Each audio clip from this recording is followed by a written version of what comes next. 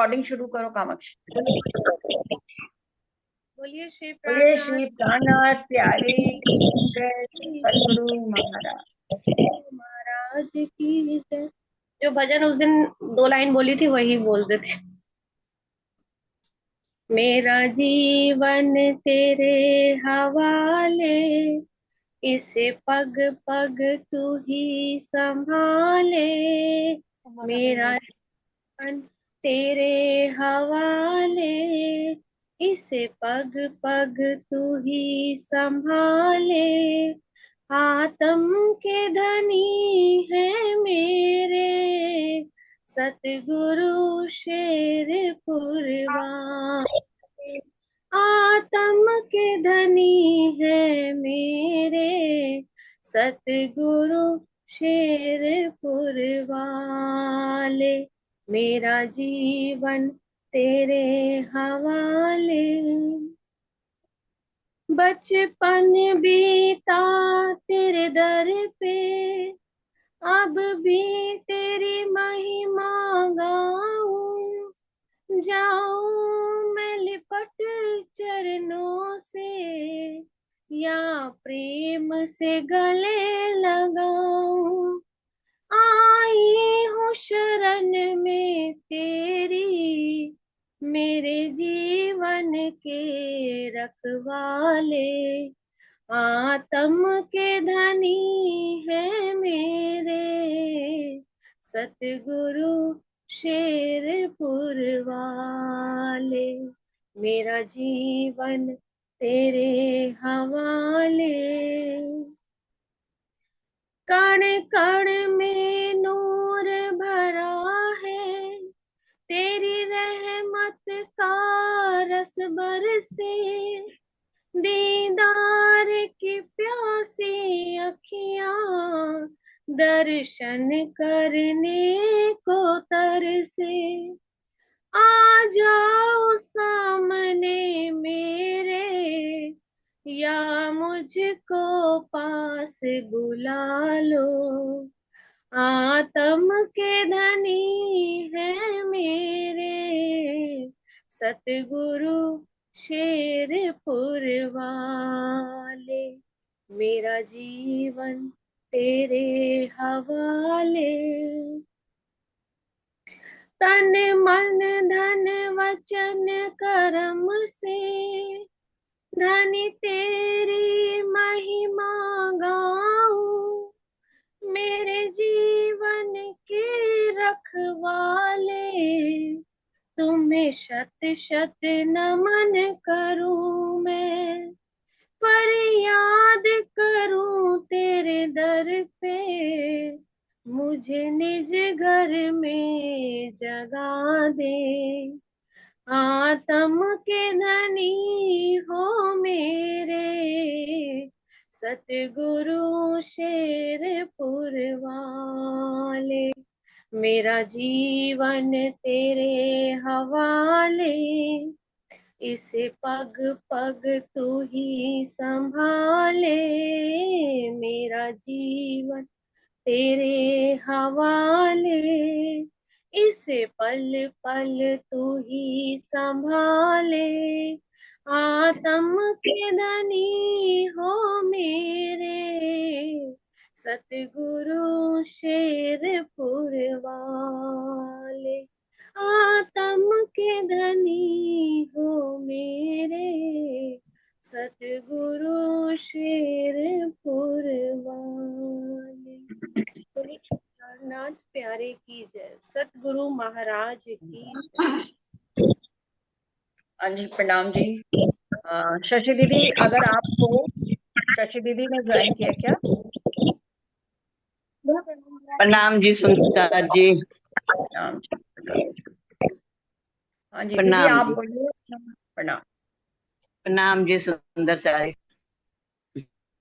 बोलो श्री प्राणनाथ प्यारे की जय, बोल सतगुरु महाराज की जय। भजन बोलूं कि क्या बोलूं? कुछ भी ए बोलो, माइक। एक एक एक भाव बोल लो, कुछ भी। और थोड़ा सा मोबाइल पीछे करो, आपका पूरा चेहरा नहीं आ रहा है, थोड़ा सा। हाँ, ठीक है, अब और बोलिए। पीछे करूँ? देख बेटे, मैं हाँ, दूसरा चेहरा नहीं आ रहा, कह रहे नहीं आ गया, आ गया, अब करिए, है ना। बोलिए चलो, दीदी, थोड़ा पीछे जो करो। आपके लो, दिल में। तो बस अब आ रहा है चेहरा, ठीक हाँ है। जी, हाँ जी, हाँ जी। बेटा जी, ये मेरे सामने की घटना है। मैंने महाराज जी को साक्षात देखा है। महाराज जी को मैंने साक्षात देखा है, पर मुझे उस समय समझ नहीं थी कुछ भी महाराज जी की। बचपन से हर साल मम्मी शेरपुर लेके जाती थी, पन्ना लेके जाती थी, मलियाबाग लेके जाती थी। तो मम्मी के साथ जाते थे, लेकिन मम्मी तो मस्त हो जाती थी महाराज जी के साथ। और मेरे को बच्चे संभालने पड़ते थे, चारों भाई बहन। तो मैं कभी कभी बहुत गुस्से में होती थी कि क्या है, बच्चे ही संभालती रहूं, कोई पेशाब कर रहा है, कोई कुछ कर रहा है, इनको खाना चाहिए, वो चाहिए, और मम्मी महाराज जी के साथ नाच रही है और भजन बोल रही है, इनको चिंता ही नहीं है हम लोग को खाने की। तब वहां पे कच्ची जमीन थी शेरपुर की, और टेंट लगते थे। टेंट के बीच में रहना पड़ता था। तो चारों मामा जी और दोनों मासी, शांति मासी, संतोष आंटी, और हम लोग सब जाते थे, सुदेश बुआ जी मेरी, सब जाते थे जैसे। तो एक टेंट हम लोग ले लेते थे, उसी में रहते थे सारे जने। और एक दिन क्या हुआ कि मेरा 6th के 7th का रिजल्ट निकला, मैं पास हुई। बस मम्मी सुबह तैयार करके महाराज जी से मत्था टिकवा के, और अपना कहती थी जाओ चाय पियो, अपना तुम ले जाए इनको। और तब बच्चे भी ज्यादा होते थे, 6-6 7-7 बच्चे होते थे, मैं सबसे बड़ी, और मुझे ही सबको संभालना पड़ता था। मासी के बच्चे क्या, उनके बच्चे क्या, सबको संभाल। गुस्सा बहुत आता था। तो पर महाराज जी की मुझे कोई पहचान नहीं थी। तो मेरा रिजल्ट निकला, मैं पास हो गई, तो महाराज जी के पास मुझे लेके गए अश्व। उस दिन महाराज जी के पास इतनी भीड़, गुजरात से काफी सुंदर साथ आया हुआ था। और वो सुंदर साथ ने महाराज जी के पास बैठे हुए, महाराज जी उनसे बात बात कर रहे थे। पर बस मुझे एक लगता था कि महाराज जी का चेहरा जो है ना, नूरी चेहरा, मैं उसी को देखती रहती थी कि इनके चेहरे पे इतने नूर है। इतने लोग ये यहाँ कहते हैं कि किसी के चेहरे पे इतना नूर नहीं है जो महाराज जी के चेहरे पे है, ऐसा क्यों है। पर कुछ भी समझ नहीं थी मुझे। तो मैंने देखा उस समय पहले, ये मेरे सामने ये जो घटना हुई, तो जो गुजरात से सुंदर साथ आए थे, वो थैली में कुछ भी लाए हो, पता नहीं कितने रुपए थे, कुछ नहीं, वो दे महाराज जी को। महाराज जी खोल के भी नहीं देखे उसको, खोले भी नहीं, और जो सेवादार था उसको पकड़ा दे, और वो आगे पकड़ा दे, वो रसीद काट के उनको गिन के दे दे।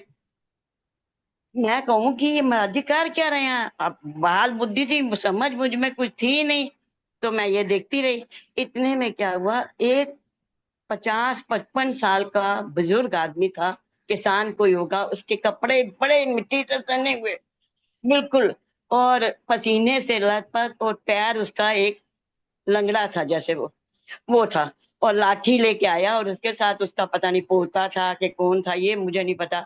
वो 2 लौकी और एक बड़ा सा कद्दू उठा के लेके आ गया, महाराज जी के आगे रख दिया। महाराज जी कहते हैं आराम रास, ठीक हो। और उसके आते ही कमरे में, तब तो वही कूलर वूलर की कोई इतनी सुविधा नहीं थी, एक छोटा सा पंखा महाराज जी को वही होता था। लाइट भी कभी शेरपुर में होती थी, कभी नहीं होती थी, गांव का माहौल था। इतना, यानी उसके पसीने से स्मेल इतनी हो गई कि वहां बैठना मुश्किल हो रहा था सबका। लेकिन महाराज जी ने उसे अपने पास बिठाया, उसके सर पर महाराज जी ने हाथ फेरे, और कहा कि ये जो सामान है ना लाया, वो भंडार घर में भेज दो, लंगर में ये कल बन जाएगा। तो वो लड़का लेके चला गया। इतनी देर में उसने अपनी वो जो धोती पहनी हुई थी उसको खोला, उसमें से पता नहीं कितने सिक्के थे, 20 रुपए थे कि 22 रुपए थे कि 25 रुपए थे, ये नहीं पता, 54-58 सिक्के सिक्के थे। वो निकाले उसने, और महाराज जी को देने लगा। महाराज जी ने वो सिक्के अपने हाथ में ले लिए। और मेरा ये देख रही हूँ कि इतने बड़े सेठों ने ये दिए, उसको तो उन्होंने हाथ नहीं लगाया, वैसे के वैसे ही दे दिए। अब ये सुंदर साथ के 20 रुपए हैं कि 10 रुपए हैं कि कितने रुपए हैं, ये महाराज जी अपने हाथ में लेके उसको देख रहे हैं, और फिर अपना आसन उन्होंने उठाया और उसके नीचे रख दिया। अब मैं बार बार सोचूं कि इस रुपए में क्या है जो उन वो थैली वाले रुपयों में नहीं है, तो इस रुपये में क्या है? इतने में पता नहीं कौन सुंदर साथ था, उसने पूछा महाराज जी आपने इनके पैसे तो इसके नीचे रखे, और जब उन्होंने गद्दी उठाई तो उसके नीचे बहुत सिक्के पड़े हुए थे, और भी सिक्के पड़े हुए थे। तो उन्होंने कहा उनके पास तो बहुत धन दौलत है, वो जो दे रहे हैं, लेकिन ये जो गरीब है ना, ये जो लाया है, इसने कितना अपना पेट काटा होगा। चार चार चवन्नी चवन्नी अठन्नी रखने के लिए कितने दिन इसने जोड़े होंगे। ये धन बड़ा अमूल है। अब मुझे मुझे महाराज जी की ये बात मेरे दिल को लग गई। तो मुझे ये लगा कि मम्मी मेरी जाती है ना, तो कुछ ना कुछ तो महाराज जी में है। हाँ, पर समझ तब भी नहीं मुझे आई, बाल बजे फिर मैं अपने खेलने में और उसी में लग गई। इसके बाद हम लोग पन्ना गए, जब मेला होता है तो पन्ना गए। वहां से मुझे महाराज जी की समझो एक अटूट, मेरे को महाराज जी के साथ इतना अटूट विश्वास या मन के भाव मैं बता नहीं सकती कि मेरे आंखों के सामने का वो दृश्य आज भी मैं याद करती हूँ तो मेरे रोंगटे खड़े हो जाते हैं एकदम से। महाराज जी जो थे ना, वो अपने वो है ना, वो लाल बस्त जी मैदान पन्ना में रहते थे, जीत के पापा जी, संतोष चाची के पापा, उनके यहाँ रुकते थे। तो हम लोग भी वहीं पे रुकते थे। और महाराज जी को कमरा नीचे वाला दिया जाता था, वो ऊपर रहते थे। उनकी 9 बेटियां थी, संतोष आंटी की 9 बहनें थी और 2 भाई थे। तो और मामा जी की लड़की के साथ वो ब्याही गई थी मेरे, तो उन्हीं के यहाँ ठहरते थे। एक दिन क्या हुआ, महाराज जी बैठे हुए थे, मैं भी मत्था टेकने जैसे रोज जाती थी वैसे ही गए मत्था टेकने के लिए। और एकदम से महाराज जी हड़बड़ा के उठे, पता नहीं उनको क्या हुआ, एकदम से हड़बड़ा के उठे। दोनों पैर उन्होंने जमीन पे ऐसे और दोनों हाथ ऐसे करके और मुंह ऊपर उठा के घोड़े बन के महाराज जी बैठ गए। अब सुंदर सा देख रहा है ये महाराज जी क्या क्या कर रहे हैं। महाराज जी पैर इधर करें, जैसे किसी को खींच रहे हैं अपनी तरफ, बैलेंस बना रहे हैं उनका इस तरह। और सुंदर सा देख रहा है सब कुछ। इतने में महाराज जी ने कहा कि चुन्नी लाओ। चुन्नी से ना एक ने मेरा हाथ बांध के ये कुंडे के साथ टांगो, और एक को कहा कि ये इधर दरवाजे के साथ लगा दो। उन्होंने वो बांध दिया। महाराज जी अपने आप को खींचे, इधर खींचे उधर खींचे, यानी आधा पौना घंटा महाराज जी ने कितनी यातना अपने पे सही। देखने वाला वो नजारा था महाराज जी का। और उसके बाद इतने में क्या हुआ, मेरचंद गिरधर, शेरपुर में मैंने उनको देखा था, जगदीश भाई साहब के साथ वो रहते थे शेरपुर में। मेरचंद गिरधर वो भागते भागते आए और चौखट पे आके गिर गए। महाराज जी मेरे करो, महाराज जी मेरे करो, गलती हो गई मेरे को, महाराज जी गलती हो गई मेरे को, बचा लो, सुंदर सानू बचा लो, सुंदर सानू बचा लो। वो बोले जाए समझ ना आए, महाराज जी उसी खड़े वैसे ही घोड़ा बन के वैसे बने हुए हैं, कभी इधर कभी उधर कभी उधर। महाराज जी मेरे को बहुत गलती हो गई, आपने मना किया था, आपने मना किया, मैं नहीं माना, महाराज जी मैंने बख्शो बख्शो। इतने में महाराज जी ने बहुत देर, आधा पौना घंटा लगाया। उसके बाद महाराज जी सीधे होकर बैठ गए।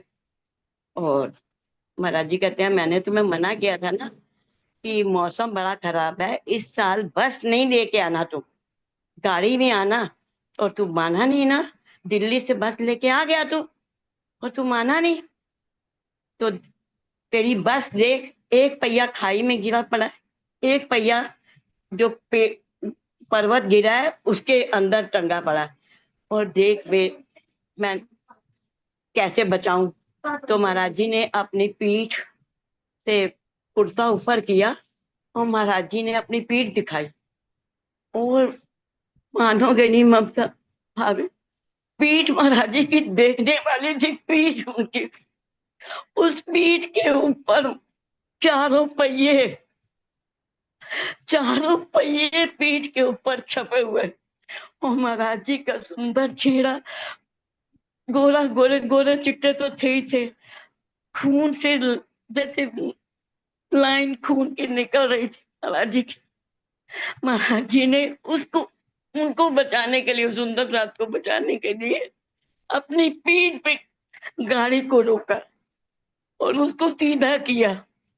मैंने ये पहली बार ये देखा था। मुझे तो कुछ समझ भी नहीं थी तब महाराज जी के बारे में, ना कुछ पता था। मैंने देखा महाराज जी के फिर भागे, सब सुंदर सा गरम तेल ऊपर से करके लाए, हल्दी लाए, मम्मी मेरी लगाए, संतोष आंटी लगाए, शांति मेरी मासी जी लगाए, लालचंद जी क्या उनके परिवार और भी सुंदर था। महाराज जी कहते कुछ नहीं, अभी ठीक हो जाएगा। महाराज जी सीधे बैठ गए। अब तो थोड़ी देर उन्होंने जैसे अपने आप को ध्यान अवस्था में किया कि सुंदर सा की बस जो है, जो डामाडोल हो रही है, बिल्कुल सीधी लाइन पे आ जाए। और मेरचंद जी तो वैसे ही बेहोश वहां पड़े रहे, उनको कुछ भी, वो उठे ही नहीं वहां पे, वो वैसे ही वहां पड़े रहे चौखट पे। तब महाराज जी आधे घंटे बाद उठे। उनको कहा, महाराज जी गए मेरचंद के पास और उनको उठाया, क्या बस आ गई है, दरवाजे से खड़ी है गुम्मट साहब के बाहर, उनको जाओ कमरा दिलवाओ। तब वो लेके गए। और मैंने ये पहली बार जब ये देखा तब मुझे लगा कि महाराज जी में कोई अटूट शक्ति है, जिसका उस समय बानी का तो इतना कोई प्रचार था नहीं, ना बानी के बारे में कुछ पता था। बस ये पता था मेर सागर का पाठ करना है। और सुबह शाम को मम्मी संध्या आरती में बिठा देती थी, संध्या आरती करनी है, बस और कुछ नहीं होता था। सुबह मम्मी पे कर लेती थी उठापन, तो वो मुझे कुछ आता नहीं था। पर मैंने कहा महाराज जी में कुछ है। तब से मेरा विश्वास महाराज जी के ऊपर ऐसा टूट गया। तब मेरी मम्मी ने ये भजन उस समय बोला था महाराज जी का। वो भजन मैं आपको थोड़ा सा सुना रही हूँ, थोड़ा याद है मुझे, पूरा याद नहीं है लेकिन मैं सुनाऊंगी जरूर। तो मम्मी ने बोला, आवो आवो सैयो तानू दसा सैयो हरा वाले, ओ मेरे साहेब ने शेरपुर वाले। आवो आवो सैयो तानू दसा सैयो हरा वाले, ओ मेरे साहेब ने शेरपुर वाले। शेरपुर दी है सोनी है बस्ती, जिथे प्रगट होए ऊंची हस्ती। शेरपुर दी है सोनी है बस्ती, जिथे प्रगट होए ऊंची हस्ती। सुख दिंदे ने आश्रम वाले, ओ मेरे साहेब ने शेरपुर वाले। आवो आवो सैयो तानू दसा सैयो हारा वाले, ओ मेरे साहेब ने शेरपुर वाले। चिट्टा चोला ते बावा ने खुलिया, ओ चिट्टा चोला ते बावा ने खुलिया, करके दर्शन जगत नू मैं भुलिया। मेरे मोहन मुरली वाले, मेरे साहेब ने शेरपुर वाले। आवो आवो सैयो तानू दसा सैयो हारा वाले, मेरे साहेब ने शेरपुर वाले। मेरे सतगुर लिया अवतारनी, मेरे सतगुर लिया अवतारनी, लखा डुबदे पापी दिते धारनी। सुख दिंदे ने अपार हारा वाले, ओ मेरे साहेब ने शेरपुर वाले।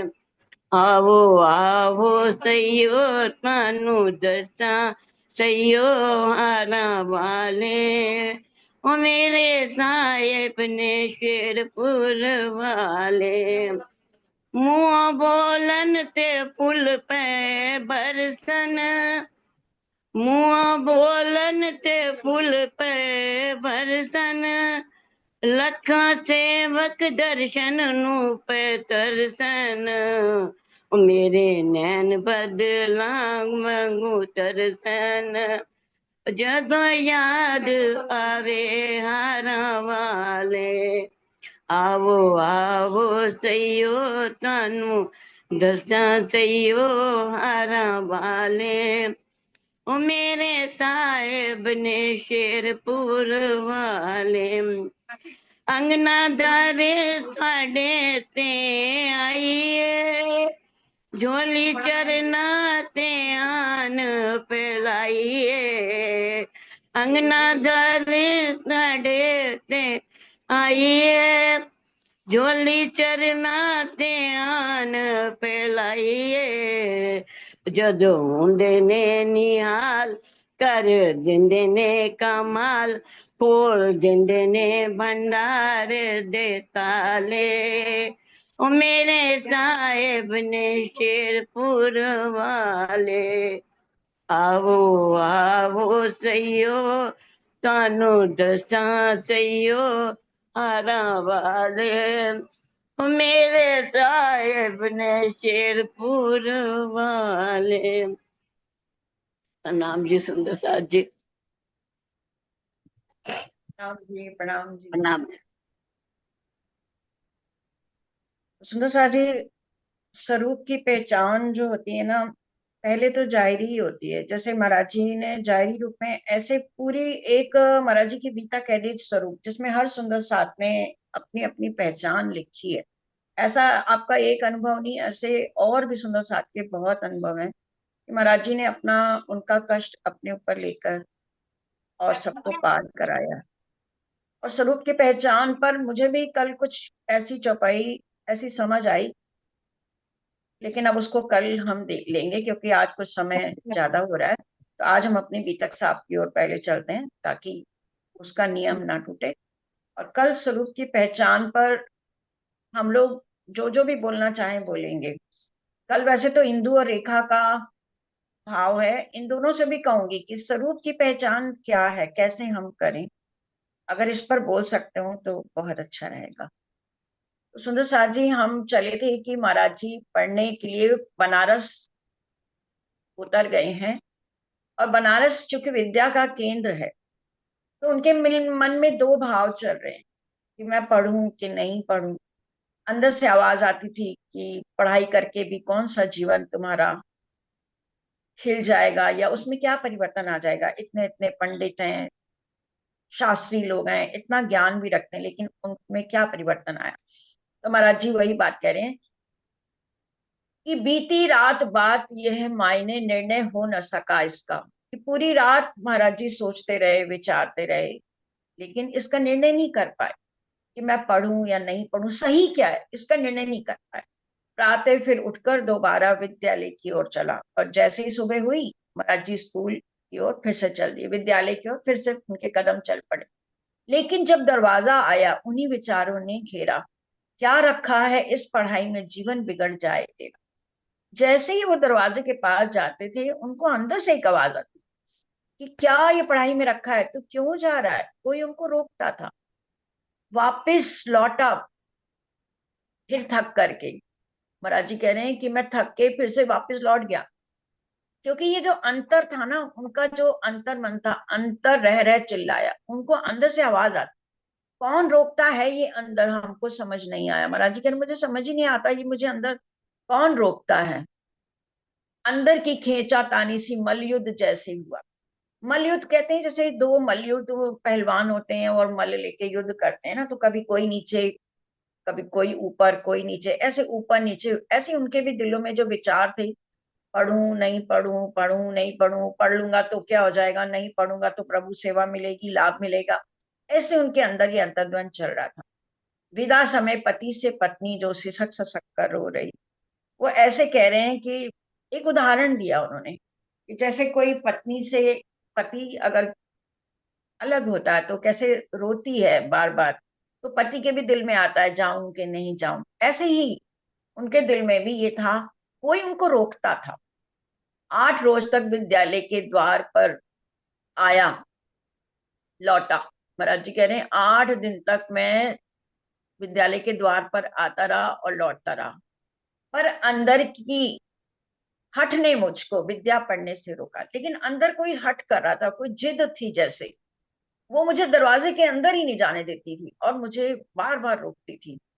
नीचे दिन जब विद्यालय के द्वारे आकर खड़ा हुआ, 9वें दिन जब विद्यालय के द्वारे आकर खड़ा हुआ, उसी तरह से अंतर में यह संघर्षण प्रारंभ हुआ। 8 दिन बीत गए सुंदर साथ जी, और 9वां दिन आ गया। अभी उनके दिल का यह संघर्ष, उनके दिल का विचारों का यह उथल पुथल होना अभी समाप्त नहीं हुआ है। तमाशबिन सी गति में खड़ा हुआ नतमस्तक था, और बिल्कुल मस्तक झुकाकर फिर महाराज जी खड़े हैं। और तमाशबीन जैसे, अगर कोई विद्यालय के बाहर रोज जाके खड़ा हो जाए, कुछ देर सोचता रहे और फिर आ जाए, फिर चला जाए, तो दुनिया देखती है ना कि कौन व्यक्ति क्यों खड़ा है। तो महाराज जी कह रहे मेरा तमाशा सा बन रहा था, लेकिन मैं भी सर झुका के खड़ा था। कोई चीज ही जो खींच के ले जाती थी, लेकिन अंदर की आवाज रोक देती थी। अनायास एक बोल सुना कानों ने मेरे, क्यों बेटा चिंता तुर और चिंता उलो। अचानक ही महाराज जी कहते हैं कि एक आवाज मुझे सुनाई दी। एक दिन जब 9वां दिन हुआ महाराज जी का विद्यालय में, तो एक आवाज उनको सुनाई दी कि बेटा तुम क्यों चिंता कर रहे हो, और तुम यहाँ निश्चल से क्यों खड़े हो द्वार पर। पहलवान जैसे निढाल सा होता कुश्ती हारे पर। महाराज जी कह रहे हैं ऐसा लग रहा था जैसे कुश्ती हार जाता है ना कोई पहलवान, और बिल्कुल निढाल सा हो जाता है। मैं भी वैसा चिंता में डूबा हुआ निश्चल सा खड़ा था दरवाजे पर। तो उस व्यक्ति ने बोला, बेटा बताओ क्या तुम्हें परेशानी है, क्या सोच विचार में लगे हो। चौंक पड़ा ये सुनते ही। मैं देखा एक महात्मा है, दर्शन था तेजोमय उसका, जचते पुण्य आत्मा है। वो महात्मा का कैसा स्वरूप है, महाराज जी कह रहे हैं कि उनका तेजोमय स्वरूप था। यानी जैसे अभी दीदी ने बताया कि महाराज जी का खुद ही नूरमयी स्वरूप था, ऐसे जो महात्मा लोग या जो भी सिद्धि करते हैं, जिनके अंदर शक्तियां विराजमान हो जाती है ना, उनका वो नूर होता है जो उनके चेहरे पर आता है। तो ये भी जो महात्मा थे ना, नूर से भरपूर थे। तो महाराज जी ने उनका जब तेजोमय चेहरा देखा, ऐसा लगता था कोई पुण्य आत्मा है। बोले सभी, बोले तभी महात्मा जी क्या बतलाऊं उलझन अपनी। अब महाराज जी तभी बोलते हैं कि, महाराज जी कहते हैं हे महात्मा जी मैं अपनी उलझन आपको क्या बताऊं। व्यस्त 8 दिन से हूँ इसमें सुलझाने को ये गुत्थी, कि 8 दिन से मैं व्यस्त हूँ। मेरे दिल में एक गुत्थी चल रही है, मेरे दिल में एक उलझन चल रही है, मेरे दिल में एक ऊहापोह चल रहा है, ऊंच नीच चल रही है विचारों की, मैं सुलझा नहीं पा रहा। द्वारे तक विद्यालय के आसानी से आ जाता हूँ, सोच सोच कई दिनों से ठिठक ठिठक रह जाता हूँ। महाराज जी उस महात्मा को कह रहे हैं कि मैं इस विद्यालय के द्वार तक आ तो जाता हूँ आसानी से, और लेकिन बहुत दिनों से आ रहा हूँ, लेकिन ठिठक कर रह जाता हूँ, अंदर नहीं जा पा रहा। रोक रही जाने से अंदर द्वंद युद्ध सा छिड़ा हुआ, क्योंकि मेरे अंदर एक द्वंद छिड़ा हुआ है। द्वंद कहते हैं जब विचारों का संघर्ष, कि वो आदमी किसी निर्णय पर नहीं पहुंच पाता, जैसे कंफ्यूजन वाली जो स्थिति होती है। तो ऐसा मेरे अंदर विचारों का एक युद्ध सा छिड़ा हुआ है। वशीभूत हूँ अंदर सुन के, जैसे कि हूँ बंधा हुआ। और मुझे ऐसे लग रहा है जैसे मैं बंधा हुआ हूँ, कोई शक्ति है जिसने मेरे को कस के बांध रखा है, और मुझे वो अंदर नहीं जाने दे रही। विवश लौटना पड़ता वहां से, समझ ना आती ये लीला, और मैं विवश होकर रोज आता हूँ विद्यालय और रोज ही लौट जाता हूँ। मुझे लीला समझ नहीं आ रही। अगर आप समझा सकते हो मुझ पर होगी बड़ी कृपा। हे महात्मा जी यदि आप मेरी गुत्थी सुलझा दें तो आपकी बहुत कृपा होगी। अपने मुंह से ऐसी सुनकर महामुनि बोले मुझसे, ऐसी बात सुनकर वो महात्मा महामुनि बोले, क्या लोगे लौकिक विद्या में, क्या हासिल तुमको इससे। वो उनको निर्णय दे रहे हैं, उनकी उलझन को सुलझाते हुए कह रहे हैं कि तुम्हें संसार की विद्या लेकर क्या करोगे। जैसे वो भी इनके अंदर की शक्ति को पहचान गए थे कि ये परमात्मा की खोज में है। तो उन्होंने एक सही निर्णय दिया कि तुम ये लौकिक विद्या लेकर क्या करोगे। विद्या है केवल पारलौकिक प्राप्त अगर करना चाहते हो, अगर तुम पारलौकिक विद्या को लेना चाहते हो, जो यथार्थ में ज्ञान है, जो परमात्मा का परम तत्व का, पारलौकिक मतलब इस संसार से परे का जो ज्ञान है, परे की जो विद्या है, यदि वो तुम लेना चाहते हो, तो जगन्नाथ जी जा करके तुम जगन्नाथ को अपनाओ। तो तुम जगन्नाथपुरी जाओ और वहां जो जगन के नाथ हैं उनको अपनाओ, दर्शन साक्षात होंगे, कल्याण तुम्हारा कर देंगे। वो महात्मा कह रहे हैं वहां जाओ, तुम्हें वहां जगत के जो नाथ हैं उनके साक्षात दर्शन होंगे। जा बेटा झोली विद्या की वे पूर्णतया भर देंगे। और तुम जाओ बेटा, तुम ये संसार की विद्या के पीछे मत रहो, तुम वहां जाओ, वो तुम्हारी झोली पूर्णतया ही भर देंगे। हो गए अलग कहकर इतना, हम तकते रह गए कहाँ गए। बस इतना सा कहकर वो अलग हो गए, वो अदृश्य हो गए। और महाराज जी कहते मैं तकता सा रह गया, तकता सा यानी देखता ही रह गया, एक टक्के अभी तो थे, कहाँ चले गए। दोहराते थे मन ही मन में जो महापुरुष ने वचन कहे। और जो महापुरुष ने वचन कहे थे, बस अब महाराज जी उनको अंदर ही अंदर दोहरा रहे हैं। अटके को जैसे मार्ग मिला, डूबे को मिला सहारा था। अब डूबे हुए को जैसे सहारा मिल गया हो। इन विचारों के सागर में महाराज जी डूब से रहे थे, अटक सा रहा था उनका चित्त। तो अब भटके हुए से, भटके को जैसे मार्ग मिला, तो महाराज जी कह रहे हैं कि भटके हुए को जैसे मार्ग मिल जाता है और जैसे डूबे हुए को सहारा मिल जाता है। इस जीवन को एक लक्ष्य मिला, फिरता था मारा मारा सा। तो मेरे जीवन को मुझे एक लक्ष्य मिला, नहीं तो अभी तक तो मैं मारा मारा ही फिर रहा था, क्या करूं क्या ना करूं, मथुरा जाऊं कि विद्या लूं कि बनारस पढ़ूं या रुक जाऊं। तो जो मैं मारा मारा फिर रहा था ना, जीवन को एक लक्ष्य मिला, संतोष भरा था शब्दों में, पूर्ण रूप से मन शांत हुआ। वो कह रहे हैं जो महात्मा थे ना, उनके शब्द संतोषी थे, संतोष से भरे हुए थे। मतलब उनकी बात सुनकर ना पूर्ण रूप से मेरा मन शांत हो गया। जैसे संघर्षण का मेरे उर से एकदम प्राणांत हुआ, और ऐसा लगा कि मेरे दिल में जो संघर्ष चल रहा था उसका प्राणांत हो गया, यानी वो समाप्त हो गया। अब जगन्नाथ की ओर थी मन में उठी उमंग, पर पैसों की ओर से थे बिल्कुल हम तंग। अब इनके दिल में उपजा कि अब जगन्नाथ की यात्रा की जाए। मन में बड़ी उमंग से, बड़ी खुशी से, जैसे डूबते को सहारा। सुंदर साथ जी, ये मैंने भी अपने जीवन में अनुभव किया है कि कभी कभी मन आ, ऐसा लगता है कि कौन सी दिशा में जाएं, क्या मेरे लिए सही है क्या नहीं है। ऐसे हमारे माया के जीवन में भी बहुत सारे मोड़ आते हैं, और अध्यात्म के क्षेत्र में भी आते हैं। क्योंकि हम जो जिंदगी जी रहे हैं, चाहे आध्यात्मिक हो या सांसारिक हो, जीवन अपने रंग तो दिखाता ही है। तो बहुत सारे ऐसे मोड़ आते हैं, लेकिन जब कभी हमें राज्य सही एक दिशा दे देते हैं ना, या कभी हमें प्रमाण मिल जाता है कि नहीं हम सही है, तो बहुत बहुत दिल को शांति मिल जाती है। तब लगता है कि नहीं, हम सही चल रहे हैं।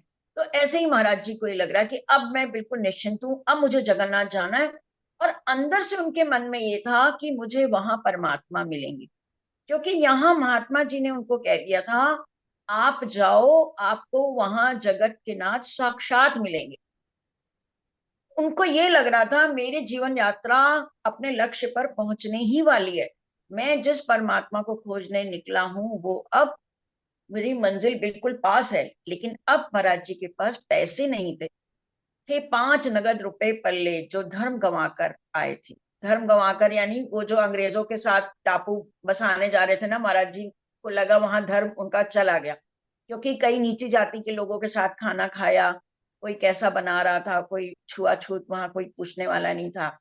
तो महाराज जी कह रहे हैं वही 5 रुपए थे जो अंग्रेज साहब ने दिए थे, और वो भी मैं धर्म गंवाकर जो लाया था, कलकत्ते से जब चले मिले जो साहिब ने दिलवाए थे बहुत खुश आप में हम गंगा नहाने जा पहुंचे, तो हमें देख एक पंडे ने गंगा में आकर हमको खींचे। महाराज जी बहुत खुश थे। तो पहले तो बनारस में थे तो गंगा नहाने चले गए। अब वहां पर तो क्या होता है, पंडित लोग होते हैं, दक्षिणा वगैरह खूब मांगते हैं। आज भी हम लोग जाएं तो काफी दक्षिणा और वो सब पंडे एक से घेर लेते हैं।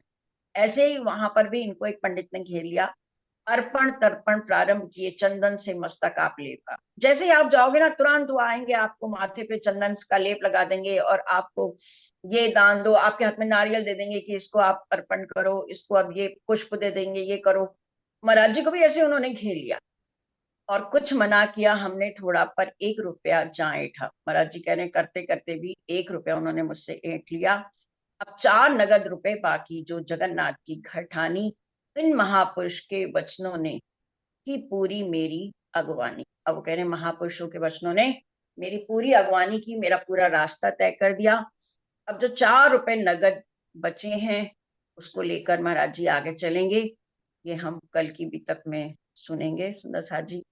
और कल स्वरूप की पहचान पर जो आज मेरे दिल में बात आई, कोशिश करूंगी थोड़ा सा उसको भी बताने का। और आप सब आपके चरणों में कोटि कोटि प्रणाम। शशि दीदी, आपके चरणों में भी, आपकी वजह से हमें महाराज जी के स्वरूप की दिन प्रतिदिन नई पहचान हो ही रही है। सुनते तो हम लोग भी बहुत हैं ये सब चीजें, लेकिन आप आज अनुभव किया। प्रणाम जी सुंदर सार जी, प्रणाम जी। सब लोग प्रणाम कर लेंगे, कल हम लोग मिलेंगे। प्रणाम जी। प्रणाम जी। प्रणाम जी सुंदर सार जी, प्रणाम तो जी। सब लोग सोचिएगा स्वरूप की पहचान पर, है ना। प्रणाम जी। प्रणाम।